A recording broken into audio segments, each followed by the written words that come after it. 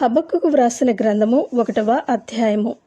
ప్రవక్తయగు హబక్కుకు నొద్దకు దర్శన రీతిగా వచ్చిన దేవోక్తి. యెహోవా, నేను మొరపెట్టినను నీవెన్నాళ్ళు ఆలకింపకయుందువు.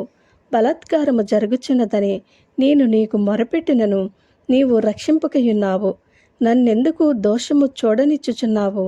బాధ నీవేళ ఊరకయ్య చూచుచున్నావు. ఎక్కడ చూచినను నాశనమును బలాత్కారమును అగుపడుచున్నవి, జగడమును కలహమును రేగుచున్నవి. అందువలన ధర్మశాస్త్రము నిరర్ధకమాయెను, న్యాయము ఎన్నడును జరగకుండా మానిపోయెను. భక్తిహీనులు వచ్చి నీతిపరులను చుట్టుకుందరు. న్యాయము చెడిపోవుచున్నది, అన్యజనులలో జరుగునది చూడుడి, ఆలోచించుడి, కేవలము విస్మయమునందుడి. మీ దినములలో నేనొక కార్యము జరిగింతును, అలాగు జరిగినని ఒకడు మీకు తెలిపినను మీరతని నమ్మకయుందరు. ఆలకించుడి. తమవి కాని ఉనికి పట్టులను ఆక్రమించవలనని భూదిగంతముల వరకు సంచరించు ఉద్రేకము గల క్రూరులగు కల్దీయులను నేను రేపుచున్నాను.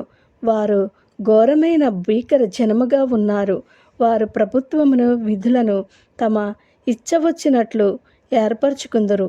వారి గుర్రములు చిరుతపులుల కంటే వేగముగా పరిగెత్తను. రాత్రియందు తిరుగులాడు తోడేళ్ల కంటెను అవి చురుకైనవి. వారి రౌతులు దూరము నుండి వచ్చి తటాలున జొరబడుదురు. ఎరను పట్టుకునుటకై పక్షిరాజు వడిగా వచ్చినట్లు వారు పరుగులెత్తి వత్తురు. వెనుక చూడకుండా బలాత్కారము చేయుటకై వారు వత్తురు. ఇసుక రేణువులంతా విస్తారముగా వారు జనులను చెరపట్టుకుందరు. రాజులను అపహాస్యము చేతురు, అధిపతులను హేళన చేతురు. ప్రాకారము గల దుర్గములన్నింటినీ తృణీకరింతురు. మంటి దెబ్బ వేసి వాటిని పట్టుకుందరు. తమ బలమునే తమకు దేవతగా భావింతురు. గాలి కొట్టుకుని పోవునట్లు వారు కొట్టుకుని పోవచ్చు అపరాధులగుదురు.